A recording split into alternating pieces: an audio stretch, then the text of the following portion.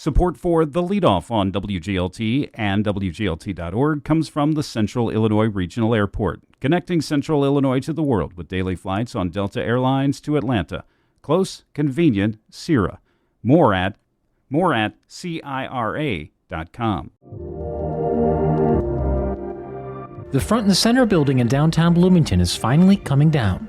That's one of the things you need to know to start your day for Wednesday, October 29th. I'm Ryan Denham, and this is WGLT's The Leadoff.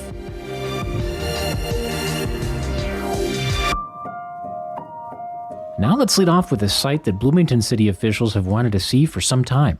WGLT's Eric Stock reports the Front and Center building is finally coming down. The city of Bloomington fought for years to get the owner of the Front and Center building to do something with the dilapidated building. The former department store had been vacant for well over a decade.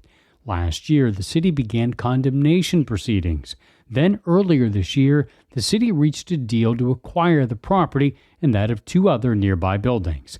Bloomington Mayor Dan Brady felt nostalgic as he watched crews start to demolish the building that stood as a downtown landmark for decades. As someone who was born and raised in Bloomington and knows the thriving area probably in the early 70s of what was the Montgomery Ward's building, where shopping was the main focus of downtown and buildings like that.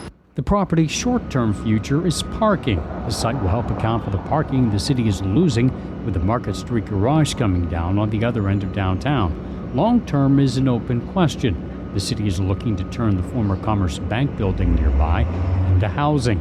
Brady says the city is open to ideas on the Front and Center lot. This development area will bring a whole new approach and a whole new visibility for investors, and that's what the city and developers are from our economic development area are talking to those individuals about today.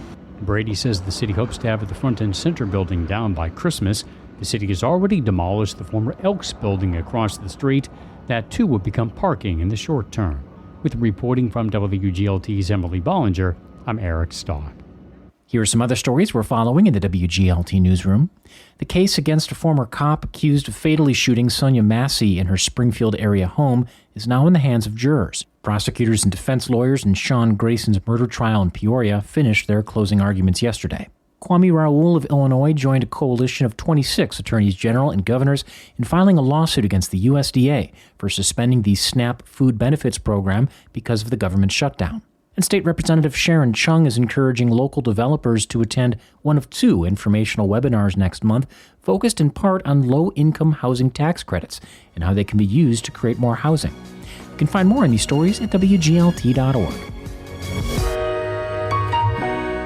There's a lot of anticipation about the upcoming basketball season at CEFCU Arena. ISU's men's team is the Missouri Valley Conference preseason favorite. The ISU women are also expected to compete for a championship. And ninth-year coach Kristen Gillespie tells WGLT's Eric Stock that's become the program standard in an ever-changing world of college athletics. That's what I was hired to do, 8 years ago. And it just stinks because I'm so competitive. I think it would have been 6, but we had that darn COVID shutdown where right before our conference tournament. But being a mid-major program, it is really challenging because you have to be perfect in your conference tournament to get to the NCAA tournament. So we don't have, very few times do we have at-large bids. You see some of the power conferences that get their top 9 in. You could have like a 9-9 conference record and still make the tournament. So it's just, for us, it is about postseason, but ultimately that the biggest one we want to is the NCAA tournament, but we always want to put ourselves in a position that no matter what happens in those 3 days at that conference tournament, our season will continue. And you did get there back in 2022. Going back to when you started here 9 years ago, the program was maybe at one of its lowest points. 4 straight losing seasons, just 2 wins in one of those years. Do you feel the program is where you wanted and expected it to be at this point? I do, but I think there's always, there's always more. I think once you achieve a little success, the scary thing about success, it kind of breeds complacency. And I think our staff has done a good job of just really searching for our blind spots, and it's not enough. We've been to the tournament one time. We're greedy. We want to get to there. I want every player that plays for us to have an opportunity to say, hey, I got to play in the NCAA tournament. That's what drives our staff. The investment that we put in our players. I want them to all have a great experience, but I think our program is in a pretty good spot, but I want to be one of the perennial top, not valley teams, but mid-major teams in the country. So this is your 9th year. 9 years is a lot of time anymore to be in one place as a college head coach, especially one that's been successful. But you seem happy here. The coaches seem to be a part of the community, one large family. You're through contract for another 3 years. This seems to be the perfect spot for you. It really is. I'm just not a big believer that the grass is greener. The grass is greener where you water it. And I'm blessed. I work for an unbelievable president, an unbelievable athletic director, Leanna Bordner, Jerry Begg's right-hand woman. She's been with me since day one. I got the best staff in the country, and I have 14 of the greatest young women, and I'm surrounded by a community that not only loves our team, loves my family. It's a no-brainer for us. Here with ISU women's basketball coach Kristen Gillespie. In these 9 years, a lot has changed in college athletics. I think maybe more in these 9 years, Jerry Beggs has said this, than any other period in college history. That sounds right. With the expansion of student transfers and expanded eligibility and, of course, NIL. How do you think about that as a coach? It is a lot. It keeps you up at night, but it's one of those things that if you don't adapt, then you're just going to get left behind. And I have thoughts on all of them that no one cares about. I think they do. Yeah, or the NCAA surely doesn't.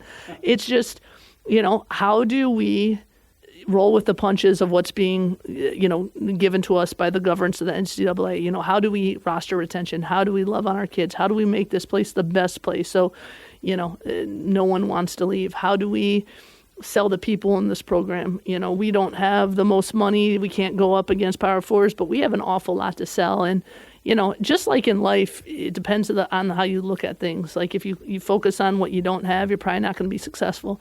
We focus on all the wonderful things that Illinois State has, what our program has, and we sell it. And, we're not going to make excuses because of the portal or NIL. No, we're here to make sure our players have a great experience to get a degree, and we're going to win games. That was ISU women's basketball coach Kristen Gillespie speaking with WGLT's Eric Stock.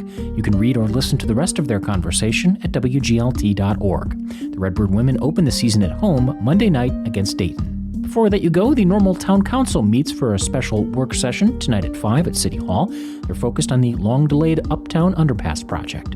And that is it for today. I'm Ryan Denham. The show is produced by Cheyenne Brown. You can subscribe to The Leadoff on the NPR app or wherever you get your podcasts.